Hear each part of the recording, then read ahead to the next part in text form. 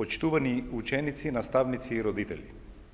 В понеделник започнува новата учебна 2018-2019 година. Како градоначелник и општина на кои образованието им е меѓу стратешките приоритети, сакам да ве информирам дека сите основни и средни училишта се подготвени за стартот на новата учебна година.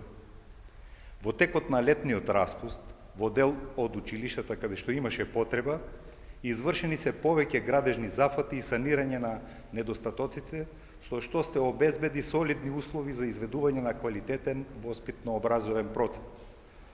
Согласно стратегијата за образование 2015-2020 година, ќе продолжиме со континуирана поддршка на образовниот процес, обезбедувајќи квалитетно образование за учениците во основните и средните училишта во општината.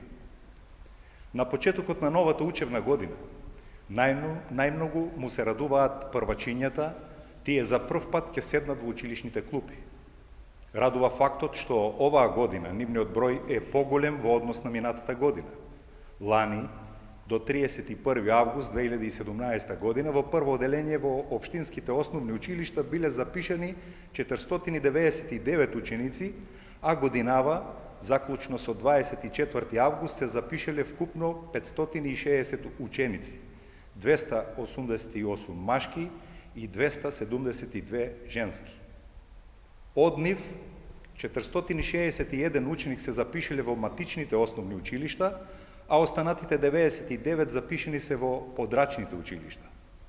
Иако вкупниот број на запишаните првачиња е зголемен во однос на минатата година, за жал, во населените места Сачево, Габрово, Дорломбос, Мемешли и Орманли нема запишено ниту еден ученик во прво оделение, а по еден ученик има запишено во Водоча и Попчево.